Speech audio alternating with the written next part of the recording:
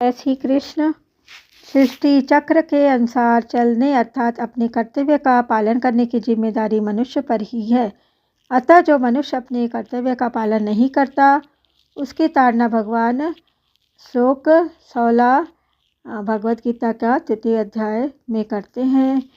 एवं प्रवर्तितम चक्रम नानुवर्तयति यः अघारु रिंद्रिया रामो मोघम पार्थ स जीवति।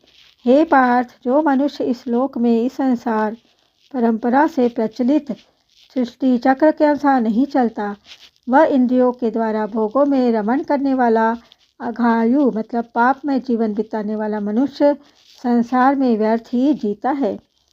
व्याख्या। पार्थ मतलब 9वें श्लोक में प्रारंभ किए हुए प्रकरण का भगवान उपसंहार करते हुए यहाँ अर्जुन के लिए पार्थ संबोधन देकर मानो यह कह रहे कि तुम उसी पृथा मतलब कुंती के पुत्र हो जिसने आजीवन कष्ट सहकर भी अपने कर्तव्य का पालन किया था। अतः तुम्हारे से भी अपने कर्तव्य की अवहेलना नहीं होनी चाहिए। जिस युद्ध को तू घोर कर्म कह रहा है वह तेरे लिए घोर कर्म नहीं प्रत्युत यज्ञ मतलब कर्तव्य है। उसका पालन करना ही सृष्टि चक्र के अनुसार बरतना है और इसका पालन न करना सृष्टि चक्र के अनुसार न बरतना है। एवं प्रवर्तितम चक्रम नानुवर्तयति यः। जैसे रथ के पहिए का छोटा सा अंश भी टूट जाने पर रथ के समस्त अंगों को एवं उसके पर बैठे रथी और सारथी को धक्का लगता है, ऐसे ही जो मनुष्य 14वें 15वें श्लोकों में वर्णित सृष्टि चक्र के अनुसार नहीं चलता वह समष्टि सृष्टि के संचालन में बाधा डालता है। संसार और व्यक्ति दो विजातीय वस्तु नहीं है। जैसे शरीर का अंगों के साथ और अंगों का शरीर के साथ घनिष्ठ संबंध है, ऐसे ही संसार का व्यक्ति के साथ और व्यक्ति का संसार के साथ घनिष्ठ संबंध है।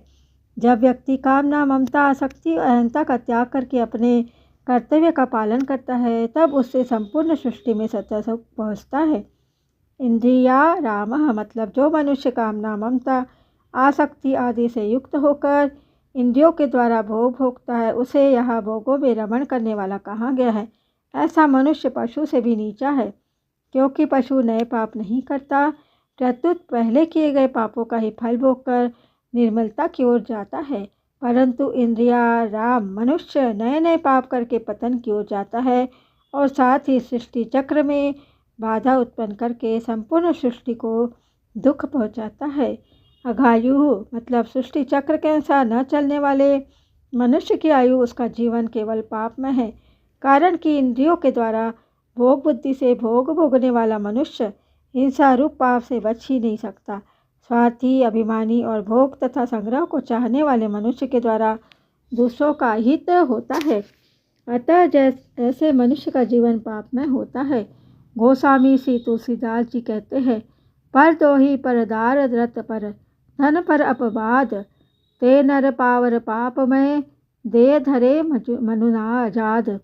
मोघम पार्थ स जीवती मतलब अपने कर्तव्य का पालन न करने वाले मनुष्य की सभ्य भाषा में निंदा या ताड़ना करते हुए भगवान कहते हैं कि ऐसा मनुष्य संसार में व्यर्थ ही जीता है, अर्थात वह मर जाए तो अच्छा है। तात्पर्य यह है कि यदि वह अपने कर्तव्य का पालन करके सृष्टि को सुख नहीं पहुंचाता तो कम से कम दुख तो न पहुंचाए। जैसे भगवान श्री राम के वनवास के समय अयोध्या वासियों के चित्रकूट आने पर कोल किरात भील आदि जंगली लोगों ने उनसे कहा था कि हम आपके वस्त्र और बर्तन नहीं चुरा लेते, यही हमारी बहुत बड़ी सेवा है।